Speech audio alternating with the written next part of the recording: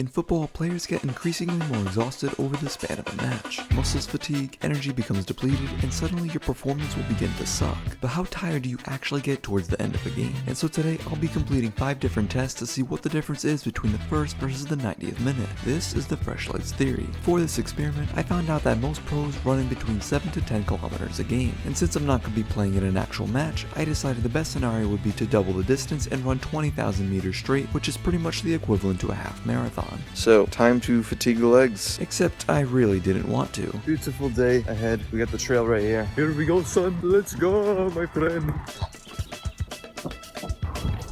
We are going over the bridge. Yes, lad. Get in. We are not slacking today. We are putting in the work. Yes, now. I think we got like 5 more miles to go. This is quite brutal. I don't want to do this anymore, my friend. He's going over the bridge. Let's go now. We did it. 20,000 meters. A 20k. He's done it. Legs so fatigued. I can't be bothered, man. Our first event is going to be a 50-meter sprint. Today is fatigue legs day. We're gonna see how my pace does overall. Fresh legs in the tank. Let's go. This should be shocking. Let's hope I don't hurt myself.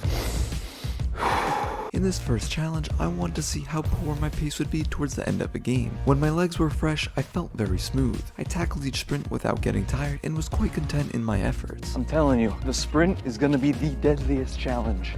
Let's go, blood. We're gonna do trial number 2. Come on, lad. However, on the second day, I noticed a significant difference. My muscles were beaten to the brim as my body was begging for a break. Let's just say pace is not my best friend today, but I'm not giving up. Early on, the dream was to become a professional footballer, yet when I got older, I realized I lacked a lot of talent. Do I have the Mbappe pace? Absolutely not. Sprint 3. Here we go, my lad. Sprints were something I constantly struggled with. From the initial burst of acceleration to reaching my top speed, pace was not my greatest gift. I'm feeling very confident. I definitely feel slower. That was a solid set of sprints. How bad did I do, though? That's the real question. I finished on average 1.1 seconds slower than my fresh leg performance, which calculated to a 14% decrease in my overall pace. The next set on the FIFA card is dribbling, my friend. I call this the dribbling T challenge. In the second segment, the dribbling T test was next. It's a drill that demands spatial awareness and punishes those with a heavier touch. Fatigue legs ain't stopping me now. Trial by trial, I knew soft touches were the key. Whipping past the cones, I turned with power. Yet when it came to the fatigue set, I felt like a failure. I limped around the cones gingerly and tried to maintain balance and coordination until the time I almost slipped.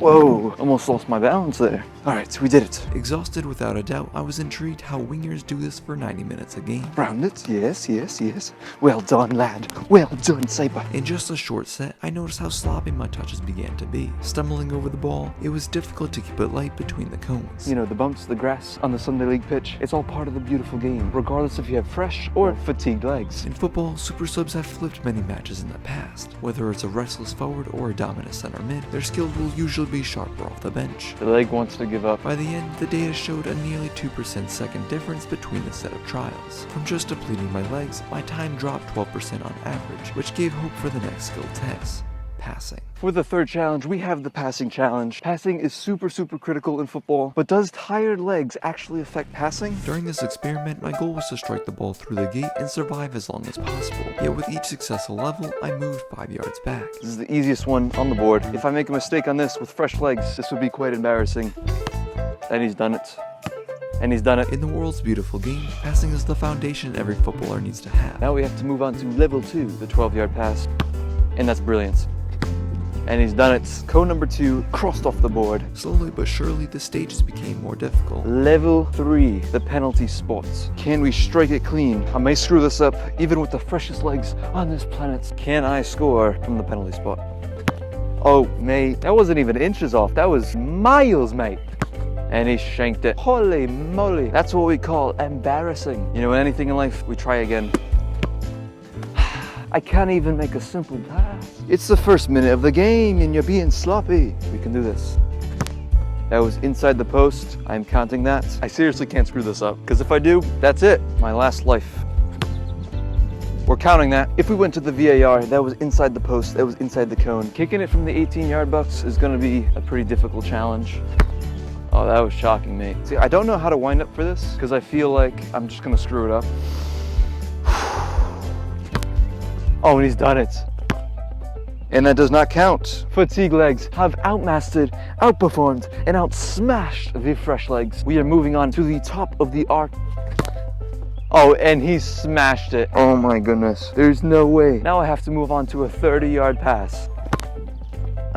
When you stretch the distance on a Sunday league pitch, that's what you get. Collectively, I beat level 5 with a heavier set of legs, but on the first day, it all crumbled after the third round. Well, I failed at the 18. That's quite embarrassing. On the card, fatigue legs showed a 66% improvement from my passing abilities. Yet when it came to the shooting tests, the data shocked me even more. Up next, we have the shooting challenge. We have Matthew in goal. How are you feeling, sir? Not confident. When it came to this round, I took pens with both feet and tried to remain calm under pressure. I don't think you got that strong of a left foot. But occasionally, I failed to keep it on frame. Did someone say crossbar challenge? Sometimes curling it wide, while others were simply too straight.